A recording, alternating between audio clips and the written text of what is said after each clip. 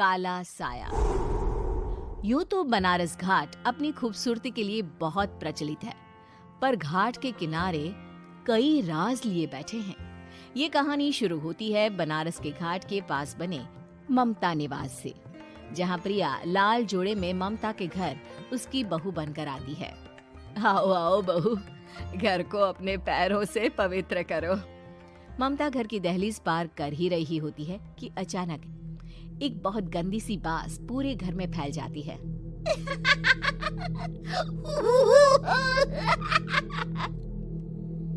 ये बदबू और ये आवाजें, ये कौन हंस रहा है माँ? अब ये पड़ोसी ना हमारे थोड़े अलग से है। कहाँ हम शाकाहारी और ये मांस मच्छी खाने वाले। छोड़, तू ध्यान मत दे और गृह प्रवेश कर। और हाँ बहू, अपनी सास की एक बात हमेशा याद रखना, इन पड़ोसियों से तो कभी बात नहीं करेगी। अच्छे लोग नहीं है ये। अपनी सास की ये बात मानेगी ना बेटा? हाँ माँ, जो आपकी मर्जी, मैं उनसे बात नहीं करूंगी। अगले दिन प्रिया अपनी पहली रसोई बनाने रसोई घर में जाती है। ये छोकी बात तो नाक में जा रही है। एक काम करती हूँ, खिड़की खोल देती हूँ। प्रिया खिड़की खोलने जाती है। इतने जाले, लगता है इस खिड़की को कभी खोला ही नहीं गया। पर ऐसा क्यों? ओह, नॉन वेज की स्मेल आती होगी ना। 2 मिनट के लिए खोल लेती हूँ, फिर बंद कर दूंगी। प्रिया खिड़की खोलती है। खिड़की खोलते ही उसकी नजर सामने वाले घर की खिड़की पर पड़ती है, जहाँ एक लड़की खड़ी होती है।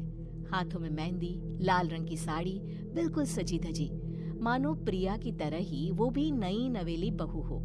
वो प्रिया को देखकर मुस्कुराती है। हे भगवान, माँ ने तो इनसे बात करने को मना किया था।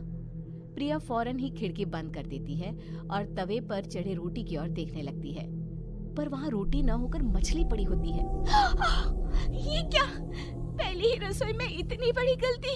हे भगवान, अब मैं क्या करूं? प्रिया बहुत डर जाती है और फौरन रसोई की सफाई करने और फिर सभी के लिए खाना बनाने लग जाती है। जब वो सबको खाना परोसती है, सब तो ठीक है, मैं बेकार में चिंता कर रही थी। हे भगवान, ऐसे ही बस अपनी कृपा बनाए रखना। रात के वक्त जब सब सो रहे होते हैं, तब प्रिया को पायल की आवाज सुनाई देती है, जिससे उसकी आंख खुल जाती है। ये पायल की आवाज कहाँ से आ रही है? प्रिया उठकर उस आवाज के पीछे छत की सीढ़ियों तक जाती है। तभी उसे बच्चे के रोने की आवाज आती है। प्रिया छत पर जाती है तो क्या देखती है? वही लाल साड़ी वाली लड़की अपनी गोद में एक नवजात बच्चे को घुमा घुमा कर सुला रही है। तभी प्रिया की नजर उसके पेट पर पड़ती है। ओह गॉड, ये तो प्रेग्नेंट भी है। सुनिए, बच्चा सो नहीं रहा है क्या? मैं कुछ मदद करूं? नहीं, आपके घर वालों को अच्छा नहीं लगेगा, मैं संभाल लूंगी। स्नेहा की गोद से बच्चा हाथ मारकर प्रिया की गोद में आने को छटपटाने लगता है। दोनों घर अगल बगल में बने होने के कारण प्रिया उस बच्चे को गोद में ले लेती है। प्रिया के पास आते ही वो सो जाता है। बच्चे का वो स्पर्श रात भर प्रिया भूल नहीं पाती और अगली सुबह वो छत पर कपड़े सुखा रही होती है। तभी उसे एक औरत इशारा करके बुलाती है। स्नेहा कह रही थी बाबू तुम्हारी गोद में आते ही सो गया। मैं गौरी, स्नेहा की माँ हूँ। बहू, घर आना, बाबू को खिला भी लेना। शाम को जब घर पर कोई नहीं रहता, बच्चे से मिलने के लिए प्रिया छिपकर अपनी पड़ोसन के घर चली जाती है और कुछ देर बच्चे को खिलाकर वापस लौट आती है। इसके कुछ दिन बाद ही प्रिया को पता चलता है कि वो माँ बनने वाली है। ममता की खुशी का ठिकाना नहीं रहता।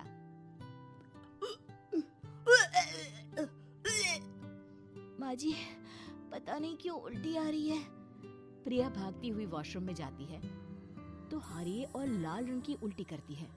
उस उल्टी में से कीड़े निकलते हैं। ये क्या?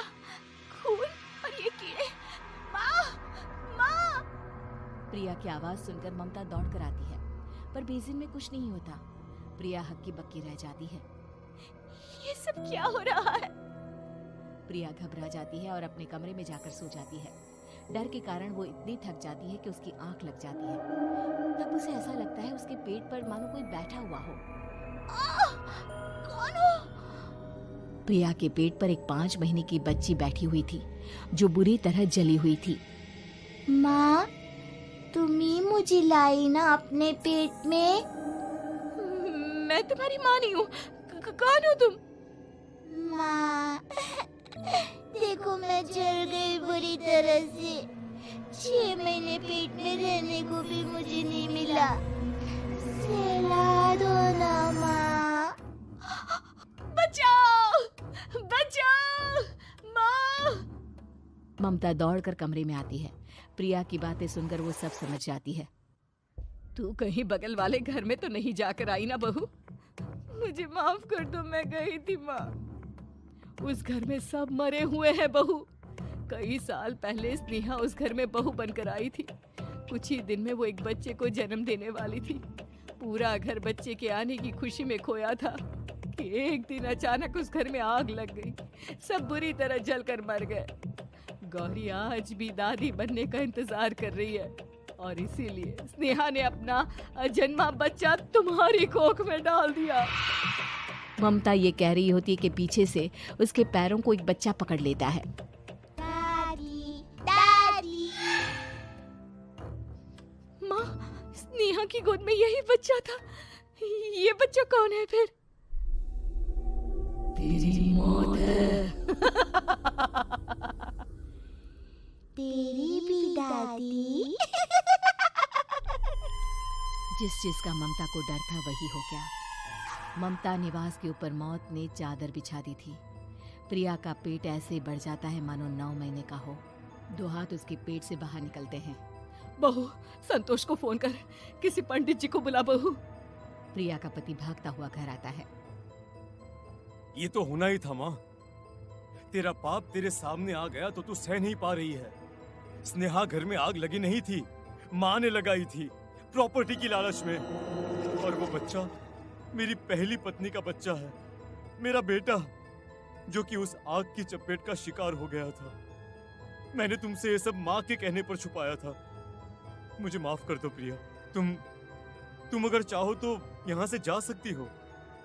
मैं तुम्हें किसी भी बंधन में रखना नहीं चाहता। मेरी शादी हुई है आपसे, मैं आपको छोड़ नहीं सकती, पर उससे पहले हमें स्नेहा, उसकी माँ और बच्चे की आत्मा की शांति करवानी होगी। संतोष और ममता गौरी के घर जाते हैं। अंदर सब कुछ जला हुआ होता है। जमीन पर जली हुई लाशें बिखरी हुई थी। ममता रो रो कर अपनी करने की माफी गौरी से मांगती है। प्रिया स्नेहा के घर वालों का अंतिम संस्कार करवा देती है और ममता निवास फिर से आत्माओं के साए से मुक्त हो जाता है।